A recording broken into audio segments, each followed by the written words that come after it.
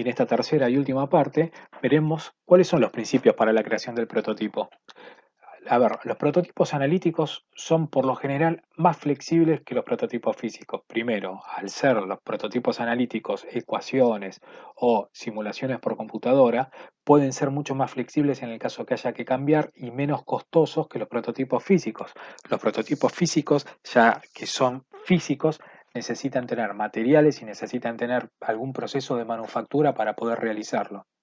Generalmente, un prototipo analítico precede a lo que es el prototipo físico. Primero se realiza el analítico y una vez que este está encaminado, se realiza el prototipo físico. A partir del prototipo físico se le realizan distintos tipos de ensayos para ver cómo se comporta en la realidad, tanto sea en distintas solicitaciones, compatibilidades o distintos funcionamientos. Se requieren prototipos físicos para detectar fenómenos no anticipados, ya que a estos prototipos se los pone en situaciones similares a cómo serían el comportamiento final de ese producto a las cuales va a trabajar en la realidad, ¿no? El prototipo también puede reducir el riesgo de costosas iteraciones, ya que con un prototipo se ven las distintas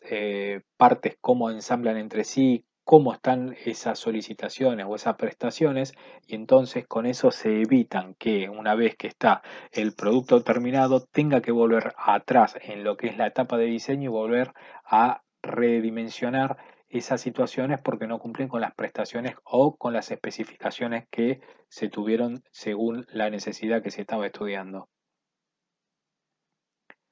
El prototipo también facilita los distintos pasos de desarrollo, ya que en el caso de, por ejemplo, si se tiene algún tipo de plaqueta, el estudio de esa plaqueta lo que beneficia es que una vez que esa plaqueta se ensamble dentro del producto, pueda cumplir con las funciones para las cuales fue diseñada. Y entonces, en un proceso convencional, la pieza se diseña, en el caso para la creación de un molde que puede ser para la fabricación de alguna especie de plástico, entonces se diseña la pieza, se diseña el molde con respecto a la pieza y se fabrica el molde. Fíjense en esta escala de tiempo, entonces el diseño de la pieza sigue siendo similar, pero con la adición del prototipo, el diseño del molde se achica muchísimo lo que sería el tiempo, por lo tanto ese tiempo final va a ser la diferencia entre estos dos y se gana tiempo y confiabilidad en la utilización de un prototipo en respecto de no haberlo realizado. El prototipo puede reestructurar dependencias de las tareas, por ejemplo, si una prueba de software puede depender de la existencia de un circuito físico. Entonces, si hay que cambiar ese circuito, no hay que esperar a una vez que se haya realizado todo el cableado para ver si se cambian algún componente o no. Y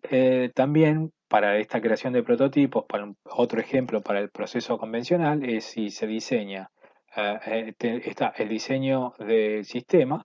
se fabrica la tarjeta impresa, se prueba el software, se ensambla y se prueba. Pero en el proceso con construcción de prototipo, lo que requiere también es ese diseño del sistema, a su vez se va fabricando la tarjeta impresa, pero se empieza a fabricar antes la construcción del prototipo. Entonces, esa construcción de prototipo se realiza la prueba del software y la confiabilidad que tiene el ensamble y la prueba del sistema va a ser superior a lo que sería el proceso convencional. También existen distintos tipos de creación de prototipo. Hoy en día con la impresión 3D es mucho más fácil y es mucho más económico realizarlo que en lo que era en la década del 90, que recién en la década del 90 tuvo un cambio tecnológico y pasó a ser digitales los prototipos. Pero hoy en día, con todos los modelados 3D, lo que se pueden realizar son modelos analíticos de gran calidad en los cuales se le puede simular las distintas prestaciones que puede llegar a tener en su aplicabilidad y eh, también las distintas pruebas en su confección de forma con impresoras 3D. También lo que hoy día se conoce como maqueta digital o prototipo digital es producto de todo ese crecimiento. Uno de los primeros ejemplos que se realizaron fue el Boeing 777, que toda la creación se realizó en forma digital.